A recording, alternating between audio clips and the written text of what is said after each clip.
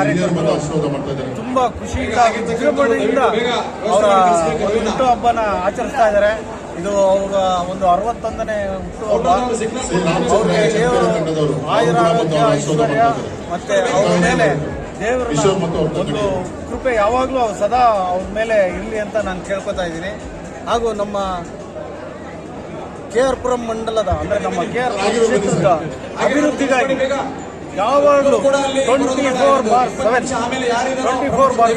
ಯಾವಾಗಲೂ ಅವಿರತವಾಗಿ ಶ್ರಮಿಸಿ ನಮ್ಮ ಒಂದು ರೋಡ್ ಆಗಿರ್ಬೋದು, ಡ್ರೈನೇಜ್ ಆಗಿರ್ಬೋದು, ಕಾವೇರಿ ವಾಟರ್ ಆಗಿರ್ಬೋದು ಎಲ್ಲ ಕಡೆ ಕೆಲಸ ಮಾಡಿದ್ದಾರೆ.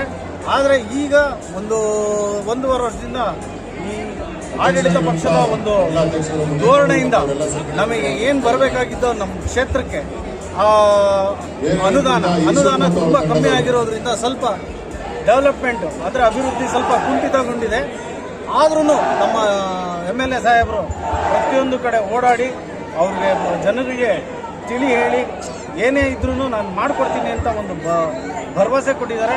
ಆದರೆ ಅವರ ಒಂದು ಬರ್ತ್ಡೇ, ಅವ್ರ ಹುಟ್ಟುಹಬ್ಬ ಎಲ್ಲರಿಗೂ ನಮ್ಮೆಲ್ಲರಿಗೂ ಒಂದು ಸಂತೋಷದಿಂದ ಒಂದು ಹಬ್ಬದ ವಾತಾವರಣದಿಂದ ನಾವು ಇದು ಮಾಡ್ತಾ ಇದ್ದೀವಿ. ಎಲ್ಲ ತುಂಬ ಸಂತೋಷ. ಧನ್ಯವಾದ. ಬಸವರಾಜ ಅಣ್ಣಂಗೆ ಹಾಗೆ ರೀ ಸರ್, ಹಾಗೆ ದಯವಿಟ್ಟು ಆಗಿರ್ತಕ್ಕಂಥವ್ರೆಲ್ಲರೂ ಕೂಡ ಮೇಡಮ್ ಕೆಲಸ ಮಾಡಿಕೊಳ್ಬೇಕು.